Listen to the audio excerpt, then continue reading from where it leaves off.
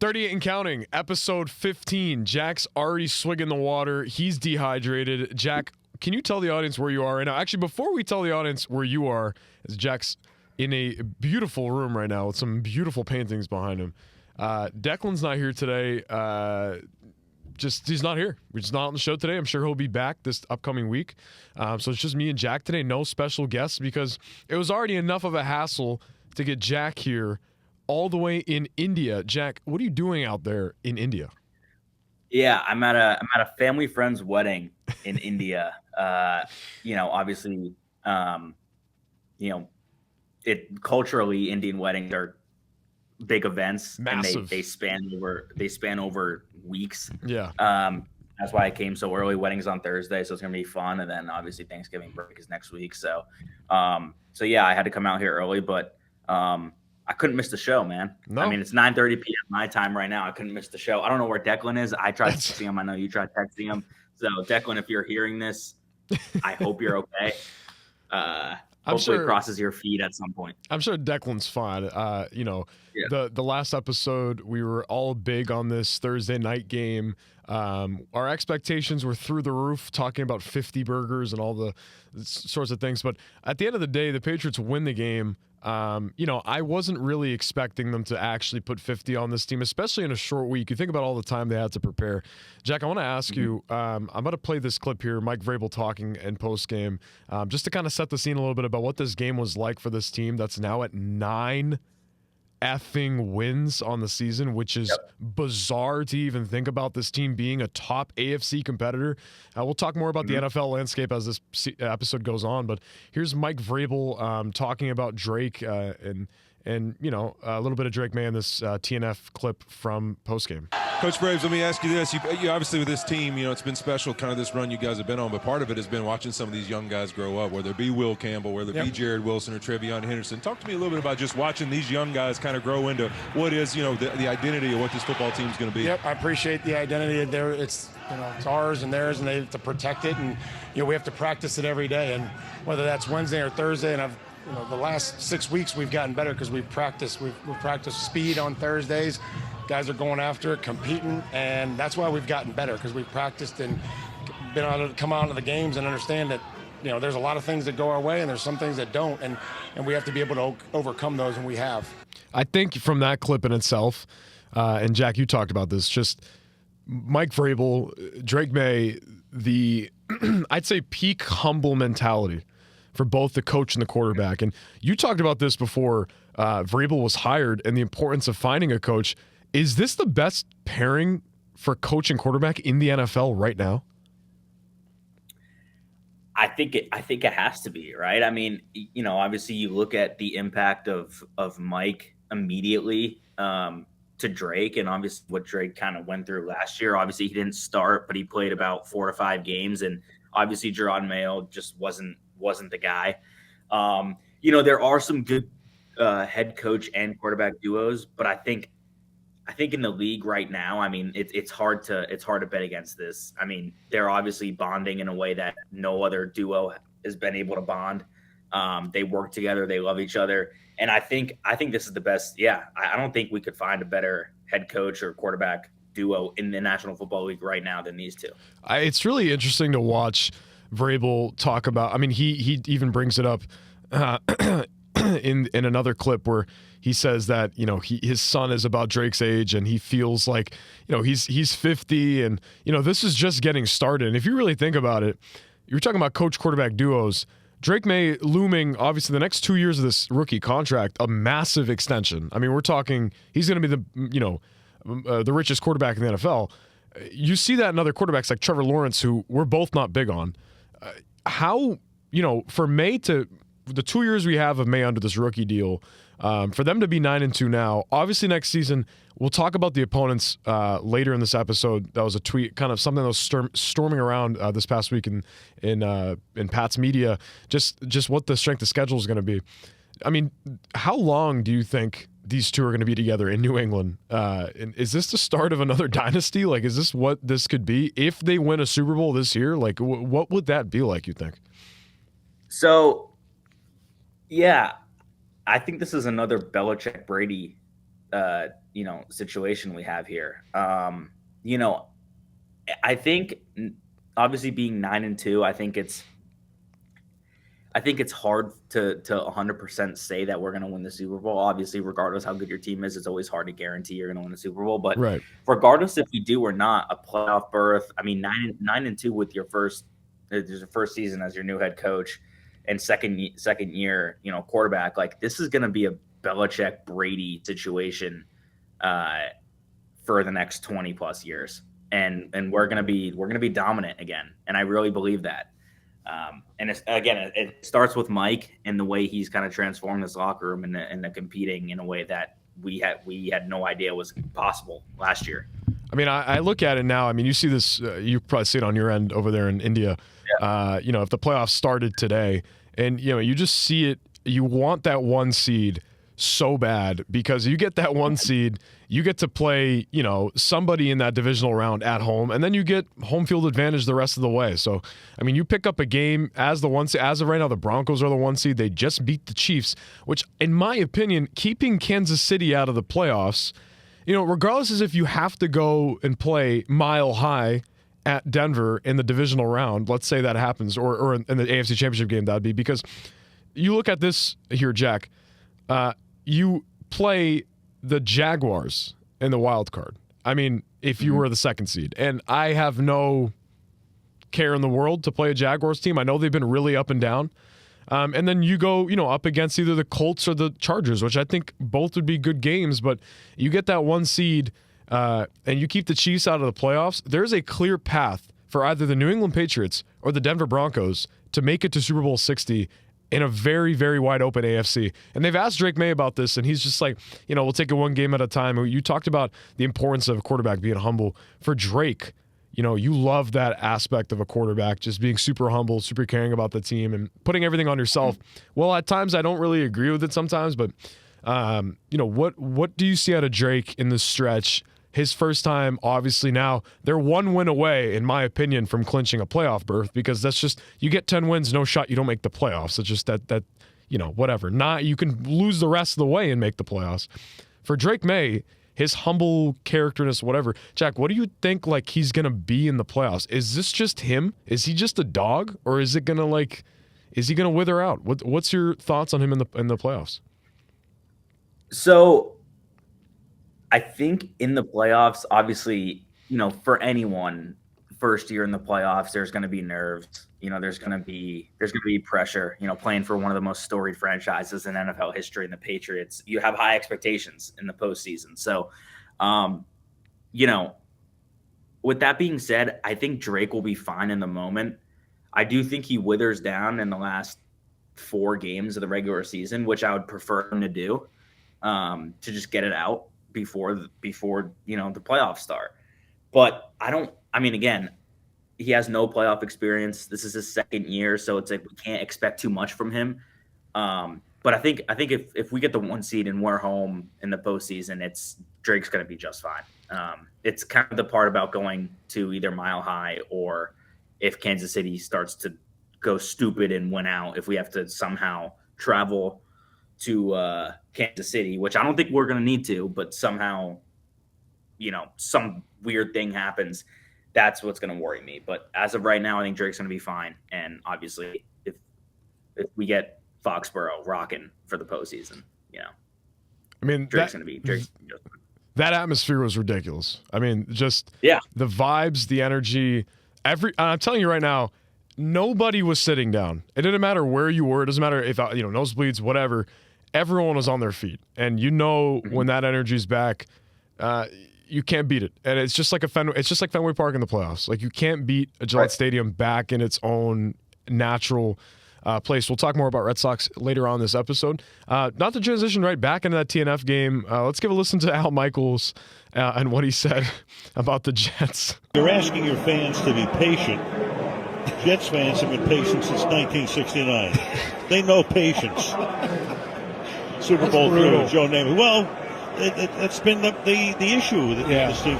So, Al Michaels, this past game, I mean, this guy, I looked up to this guy as a person that broadcasts games, still working in the industry, working early in the industry. He was always somebody I looked up to, and being, obviously originally with NBC and then now with Amazon Prime.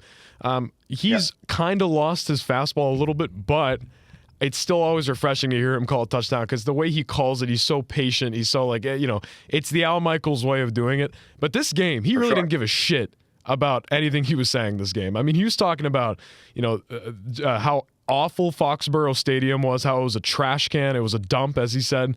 And now he's shitting on Jets fans being patient since 1969. To just go into this one, Jack, I mean, Drake Maye, one touchdown, but the big highlight for me, regardless as if he didn't even eclipse 70 yards, TreVeyon Henderson is the running back one of this team. It doesn't matter if Ramondre Stevenson is back this Saturday or this Sunday, excuse me. I truly believe when you get that many total touchdowns in 2 weeks and you're breaking away massive touchdowns, you're scoring in the red zone, and I love that play design. And you look back at that TreVeyon Henderson catch in the back of the end zone. Josh McDaniels was in his bag in that play. I mean, it was a good ball from Drake, but that's play design. I mean, you look at the way that TreVeyon came out of the backfield, stemmed his route up into the end zone, just stayed soft in the back of the end zone, wide open between two defenders. I mean, it didn't get any better than that offensively. For this game, I mean, I call it the TreVeyon game. He had 3 touchdowns. It started slow. It was kind of weird, but we always had the upper hand in this game, regardless as if Justin Fields and his wing T-ass fucking offense was moving or not. What did you see out of this game, Jack? Like, is this just another, to me, before I get to you, it's more like we've seen the Bills and we've seen the Chiefs lose to shitty teams. And we've seen the Broncos close to losing against the Giants and bad teams. The Patriots have done their job. They haven't lost against a bad team. How important is that? It's huge. I mean, again, regardless if people say, "Oh, our schedule's easy" or whatnot, like if you have a 9-2 schedule against a 9-2 record against an easy schedule, you're winning games. Like you're taking care of business. You're doing what you need to do, and that's the most important thing. Like even if the receivers, some receivers don't have a big game, and it's like a running game sort of thing, like what happened on Thursday. Like, I mean, Henderson's the guy, like you said, Chuck. Like if you have a hat trick, regardless who you play, it's a hat trick. I mean, right. That second, the first touchdown, obviously he had some help from the O-line in his offense, but the second running touchdown, his burst of speed right off the first move was incredible. It was insane. Like it was insane. It was the fastest I think I've ever seen a human move in that quick of a time frame. I think he's a better receiver than Ramondre, personally, and I think he just moves downfield better. But yeah, look, this team, man. Like if things aren't working, they figure it out. And I think there's always that one guy who's like, all right, I can, I'm going to figure this out and I'm going to score a touchdown and win this game. I mean, you talk about Ramondre, and my worry is that, Vrabel's big on the thing about his guys. Like, that's my guy. My guy's going to play. TreVeyon obviously is his guy. He's really enjoyed his rookie. There's a reason why they drafted him in the second round over a receiver or something like that. Right. But at the same time, they, in the beginning of the season, they were kind of limiting TreVeyon's reps. Terrell Jennings played more in, 2 games ago, whatever, than TreVeyon. I think it's time that they kind of balance the reps, give Ramondre those potential 2nd and 3, 2nd and 2 situations. TreVeyon should be out there, 1st and 10. You know what I'm saying? Like he should TreVeyon should also be out there in 3rd and 10 or 3rd and 5. Like he has that explosive ability.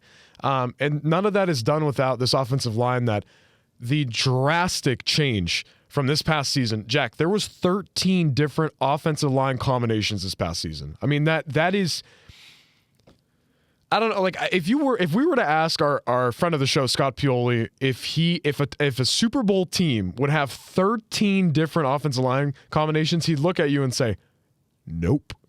He would not, that is terrible. I mean, I know you remember it this past year. Drake Maye was running for his life. The running backs had no holes. This year, as much as it was a little pieced together, I mean, Garrett Bradbury I wasn't big on. He's been pretty solid. But you look at that left side, Will Campbell and Jared Wilson. Wilson with the best offensive line rating overall, 84.5 on PFF. He had a great game. Some guy that I think is going to slot in at center, but somebody that has been ultra consistent and someone that we stuck and picked Will Campbell, who, I mean, from the jump, we talked about this guy can either be a franchise cornerstone or a guard. And he has been, so far, somebody that can be a franchise cornerstone. Here's Mike Vrabel on the Greg Hill Show, WEI, this morning, or actually Monday morning, talking about Will Campbell and what he's liked about him. Been, consistent each and every day. I think he works hard. I think he makes adjustments quickly, to the players or the skill set or, whatever he's seeing. I think he's able to adjust quickly during games and understand, what it is somebody maybe tried to do and come back and combat that.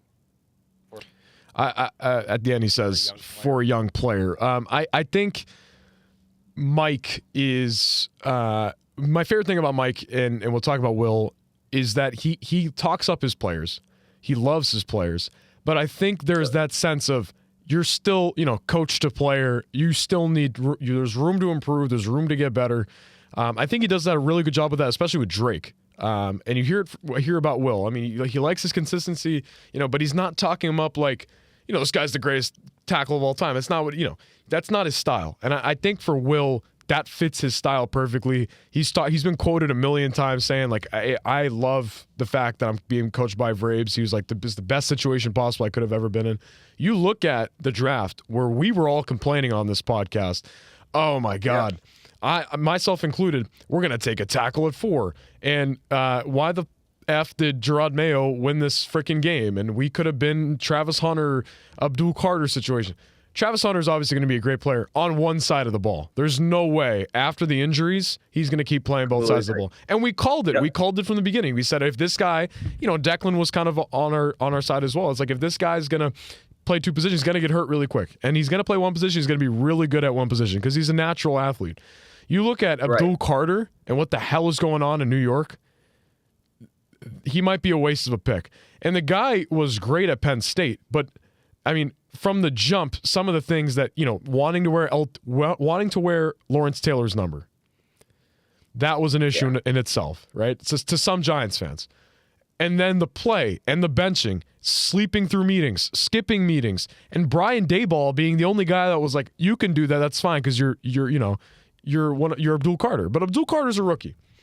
I'm not saying throw the guy away. He's a wasted project. He's not, it's not like Chase Young where he was really good and then he fell out. I mean, Abdul just hasn't figured it out. For us to stick and pick a guy like Campbell, to have a left tackle of the future, despite people talking about his arms and whatever, what has that been like for this group opposite Morgan Moses, who's a veteran? I mean, what has this line been like for this team and their success, Jack? I mean, it's been great.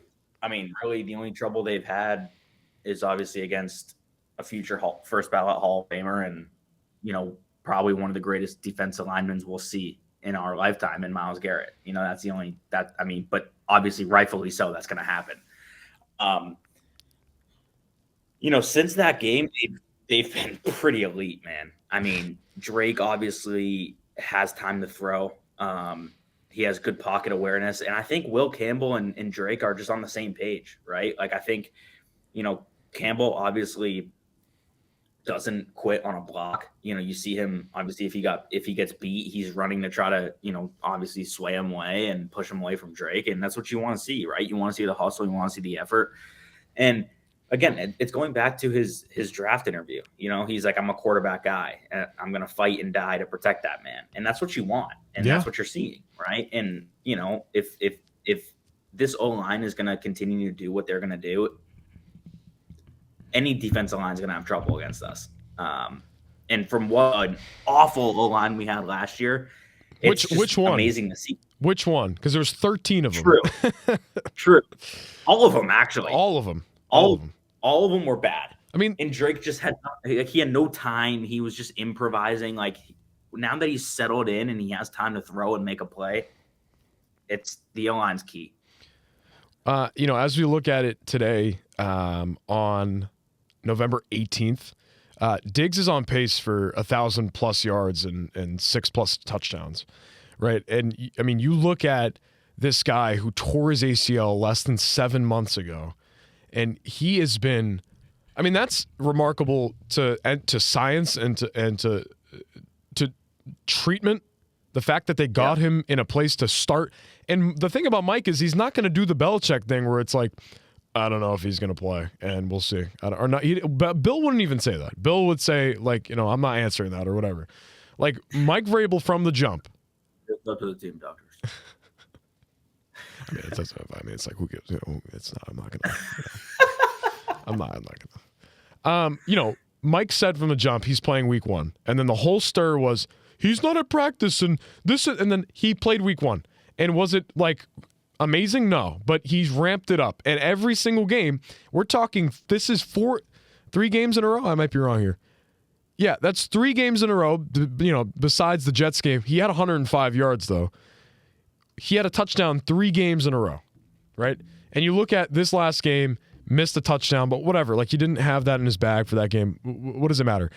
The way Drake has distributed the ball this year has been elite. And you talk about Josh McDaniels and his whole shtick of distributing the ball, and this guy's going to get fed today, and this guy won't. Diggs has bought into that, and as much as people are like, he's a diva, we haven't seen it. And I think he's turned this page. I think he knows what he is now as a slot receiver. He's not really that guy anymore. He still has that in him, that fiery, like, elite type of. But you think about it like this. I mean, Diggs being here, this is looking into the offseason, and we'll get into the draft and what I think could happen, and you're in the back end of it and whatever. I think this group is set. I mean, but the thing is, you add a guy, Jack, you add a guy in this group, I think sky's the limit for Drake Mack. I mean, you add a receiver 1. I mean, Diggs is really the receiver 1 of this group with Kayshawn. They're kind of splitting duties. You add an actual elite guy in this group, and we're talking years to come of success. We'll move on now. I mean, the TNF game was kind of boring. Defense did its job. Sometimes the red zone off. Defense has been awful. I don't know where that's going to change, but it has to change because in the playoffs you're going to play teams that can push the ball into the red zone. You want to play all 4 downs and make sure you can stop an offense. I'm sure they'll do that in the playoffs, but they've got to clean this up because it's been an issue all season going into the red zone. Jack, I was just going to say, like, I hope Milton Williams is fine. Obviously he's what is he out against the Bengals? He's out for 4 weeks. He's on the IR. So you miss him for the Bills game and for the Ravens game. That's tough. That is tough. Like, you need a guy like Milton Williams to put pressure on Allen and Lamar, 2 former league MVPs, right? So it's gonna be interesting to see how how we adjust. And obviously he's been doing his thing on the defensive line for us. So hopefully he gets back healthy for round 1 of the playoffs, and we'll see. And I'm sure he will be, but 4 weeks, that's a tough loss. Tough loss. Milton has been a key piece of this defense. He's been worth every single penny of that massive contract he signed for agency. And big props to this front office and Mike Vrabel for real, putting, nuts on the table and saying, the Panthers want to pay you that much, we'll pay you even more. And the fact that they got in the way of that, I mean, Milton, it was, I don't remember if you remember the free agency period when we were obviously doing our podcast. Milton was signed to the Panthers. I mean, there was a breaking news. Ian Rappaport, Tom Perosillo, like everyone was saying he's got the and then miraculously out of nowhere, the Patriots swoop in and sign this guy to a massive contract. You look at this free agent class, massive class. You look at the draft class. I mean, all these guys are starters. We've talked about this every week at this point. But now we'll move on to our picks for this upcoming game. Jack, I'll start with you. Backed up to the wall, you look like a bust right now. Those little, because you're so far away from the screen. Jack. Sorry. Thoughts Sunday Bengals. Joe Flacco's Cincinnati Bengals. Joe Burrow's not ready. Trey Hendrickson's not ready. Jamar Chase is out for spitting on Jalen Ramsey. Thoughts on that before you get to your prediction? It shouldn't be anything that we haven't seen before. I do think it's a good point you brought up Jamar.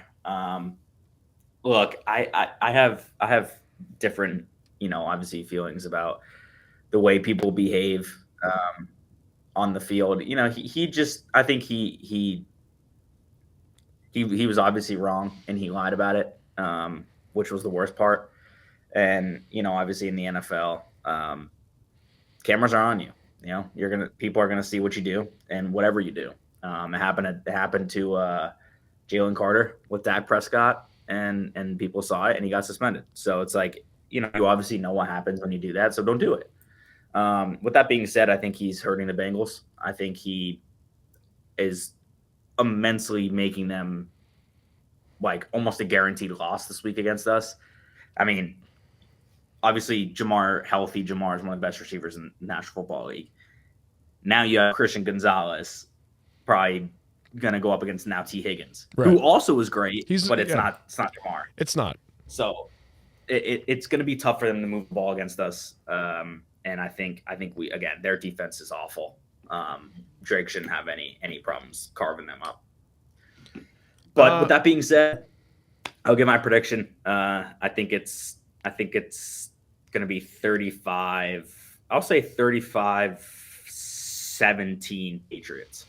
I'm going to go the same type of direction. I'm going to go 38-14. This is Drake Maye's first 300-plus yard game. I say this is the 4-touchdown game.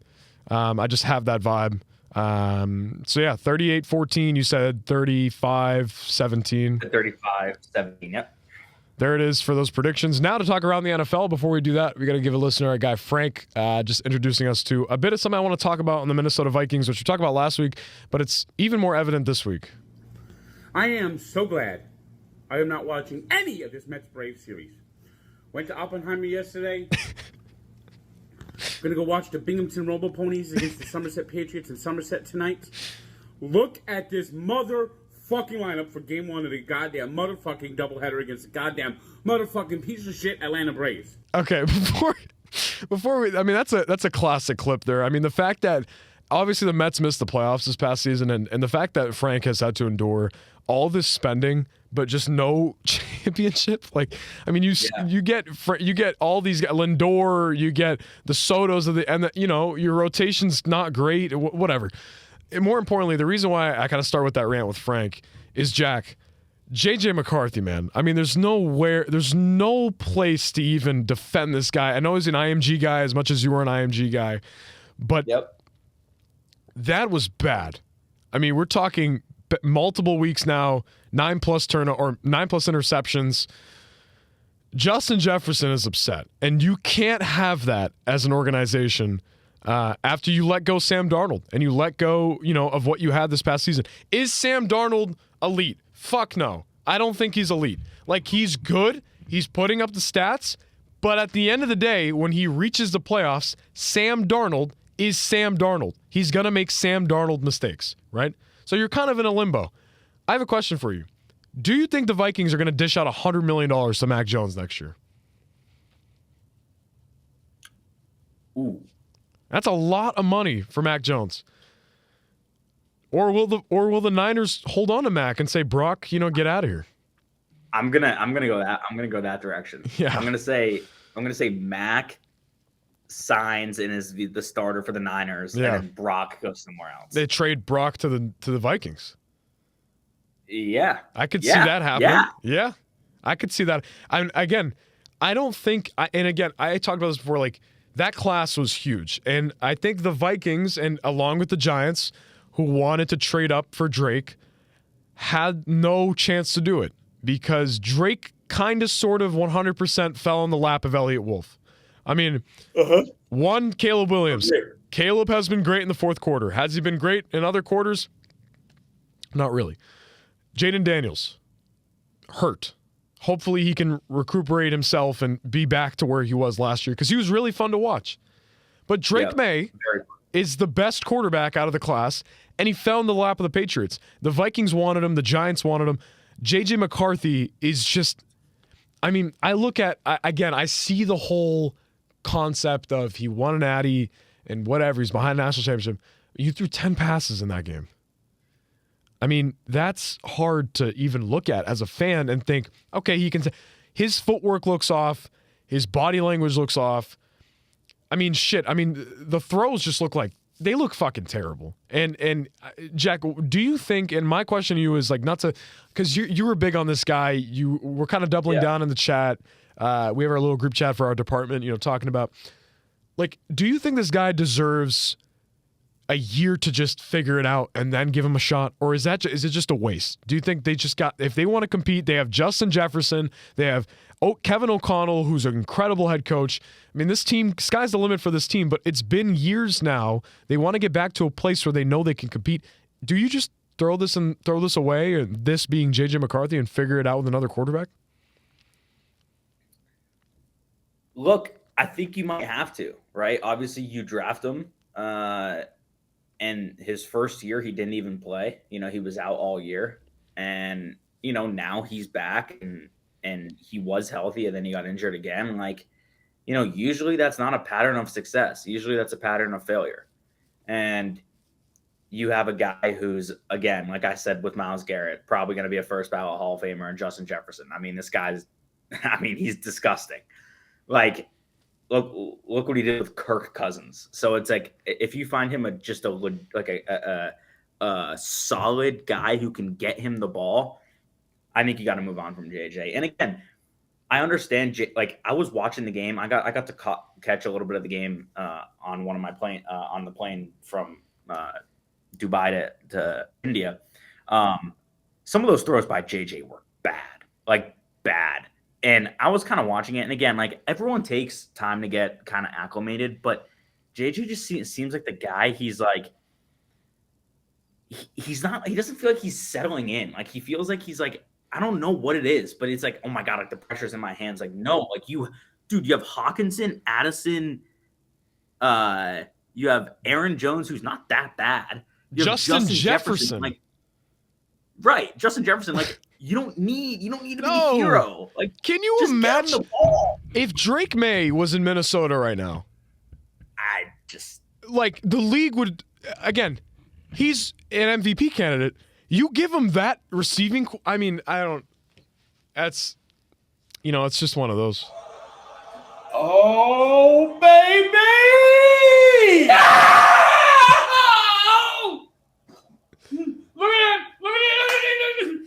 Look at what you're showing.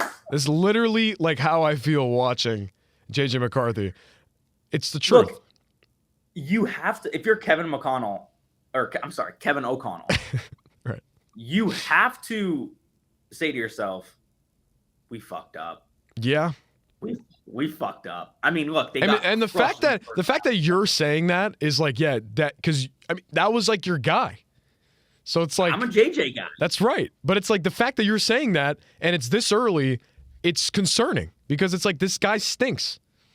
And look, I agree with you. I don't think Sam Darnold's elite. I think last year on the Vikings and this year on the Seahawks, he's been great. And I think last year on the Vikings, he did what he needed to do, get the ball to his receivers.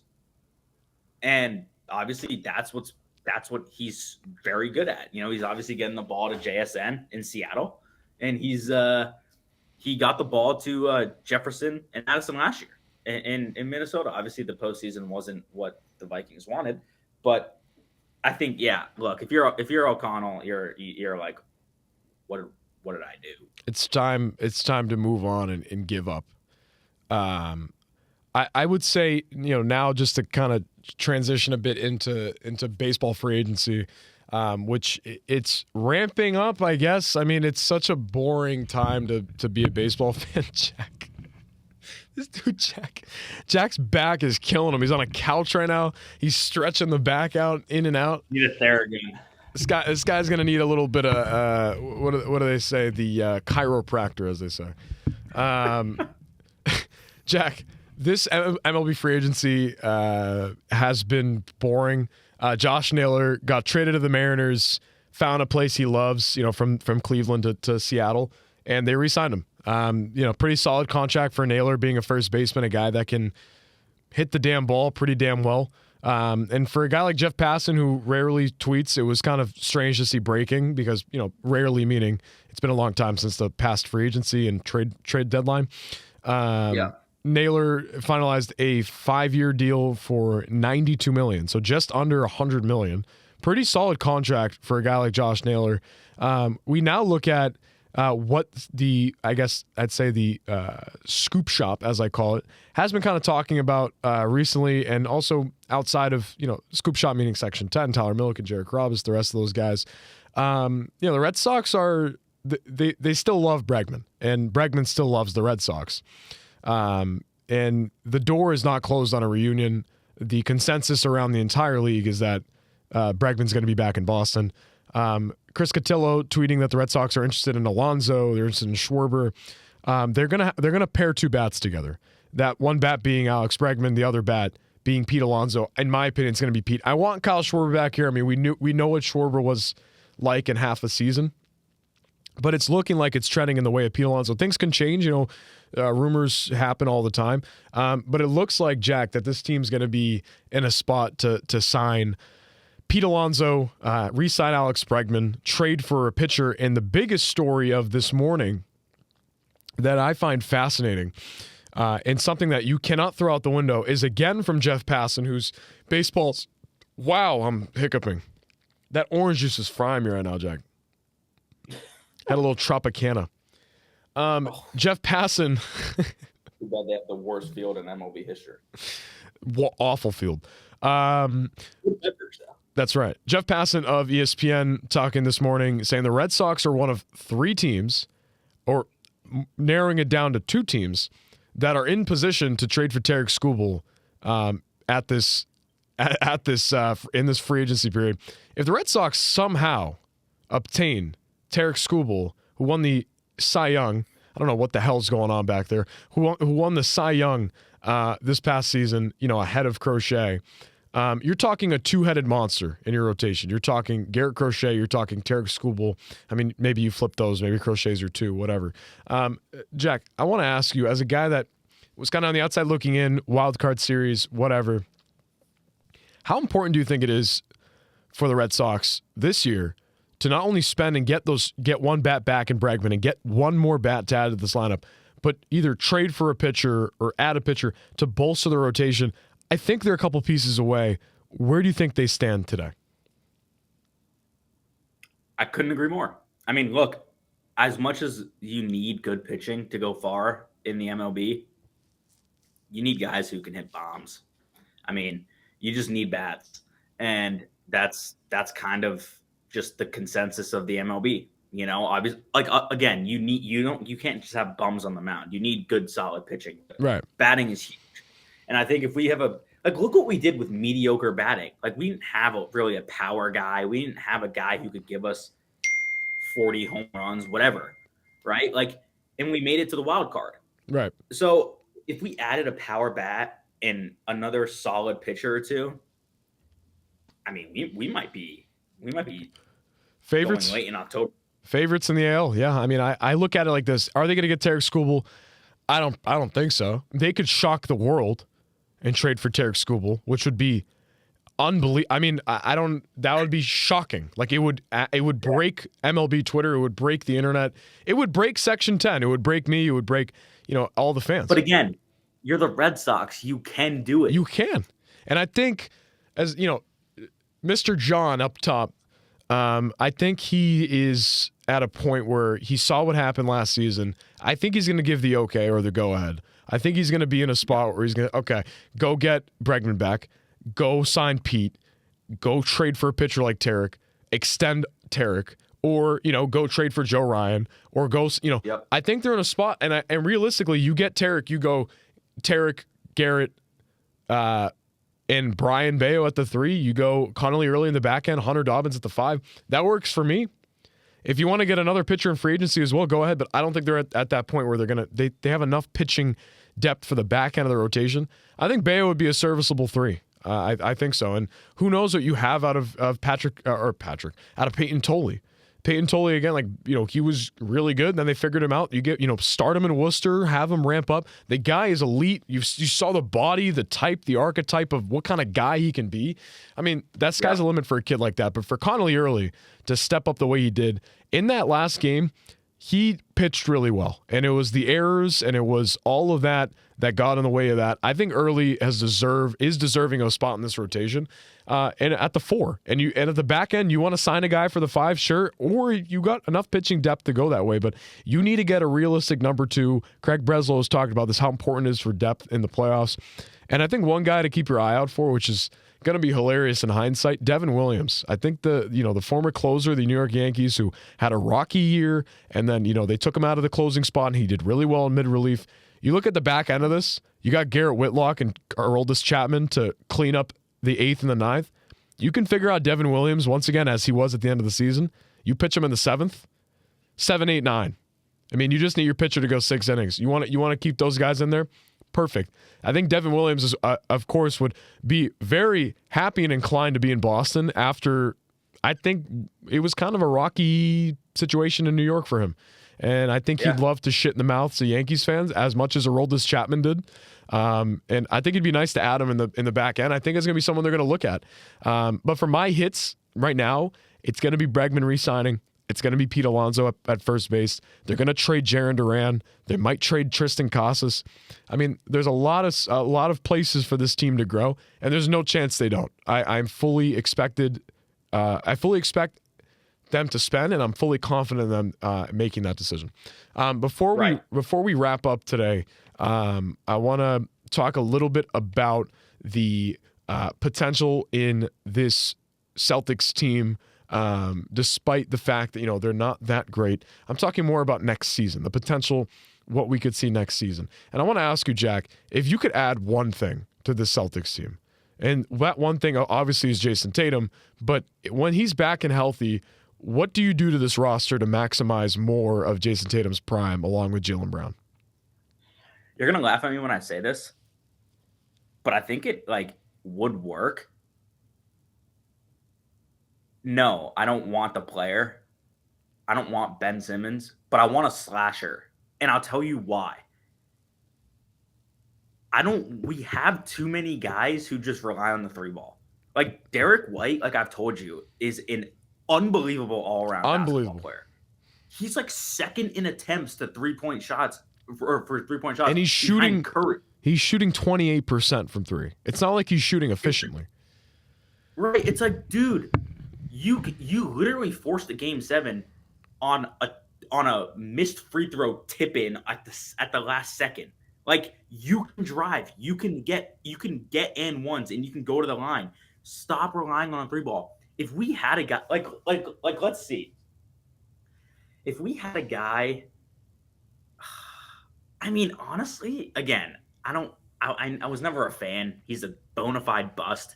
But like Ben Simmons is kind of good when he goes to the hoop. But like, again, I don't know how that would even work. And again, I think Missoula's just so fed up with, or not so fed up, but like so addicted to the 3-point shot that he's not gonna like even realize that a slasher could help. But a guy who can just attack like a Zion. It's not obviously not Zion.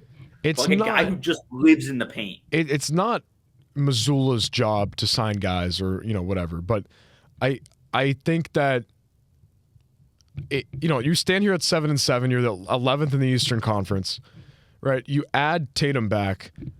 You have to go. I mean, if this again, the ownership group told us that they're here to win championships. This new ownership group said we're here to win championships. If they're so inclined to do that, I think it's time for them to take the next step and say, all right, we'll go past the apron again. Let's go back to spending and what have you. I think that if again you're not big on tanking, I don't think this team is tanking.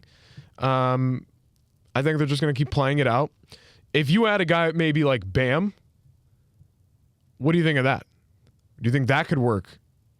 That takes you over the second apron, but you want to win championships, right? You don't want to, right?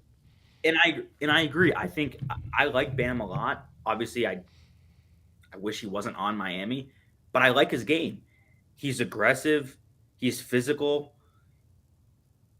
and he's a rebounder. He's not gonna flail away from contact, or he's gonna go up and jump and get that ball. Right. And he could score at will in the paint. And I think that's a guy you need. Now, again, I honestly think some of our centers like Keita and Minot are actually like playing really well. But like you build a team off of your best player. And it is known in the National Basketball Association that Tatum and Bam are best friends. So if you get them on the same team, I mean, that could be dangerous. I mean, like, you continue, sorry. Well, I was gonna say, like again, that you're gonna go far regardless because it's that chemistry. Chemistry is everything. Now I don't know how Jaylen Brown is gonna fit into that. Like, is he gonna be like, oh, like I'm here too, But I think I love that. I love that Bam take. I think you send Anthony Simons over to Miami, and you get Bam. Yeah. And you just because they wanted Dame, and he's kind of Dame. And again, Anthony Simons is very good, and I think he's a great shooter, and I think he should be starting. And I think he's proven that. I think you get a guy like Bam, you go Derek White at the point guard, you move Jalen to shooting guard, you got to get a small forward, Tatum's at power forward, and Bam's at center. In a beautiful world, you have AJ Dibanza playing small forward, which would be unbelievable. Yeah. But I don't think it's going to happen. I think he'll probably go to which it's kind of scary. There might be a chance. It's probably a little chance, but he goes to Indiana. They're 1-13. If the Magic, as Felger said, if the Magic little balls fall in your favor, if Halliburton and Siakam and that group, the depth they have, Benedict Mathurin, Andrew Nembhard, if they re-sign him, and if they add AJ Dibanza, that's terrifying. And that could happen.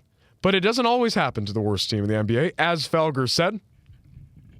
But again, tanking sometimes, or not tanking, I'm sorry, not even tanking, but getting the number one pick, like sometimes might not even work out. Like, look at all the teams who've had bad number one overall picks. Like, Cooper Flagg's good, don't get me wrong, but the Mavericks are really not that good.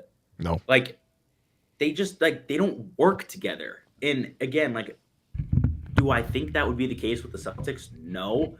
But I think Jalen and, like, Tatum, because they're so dominant at what they are, I think they might get in the way of a guy who's different, who has a different game, which is fine. It's just not going to work. So don't even mess with it. All right.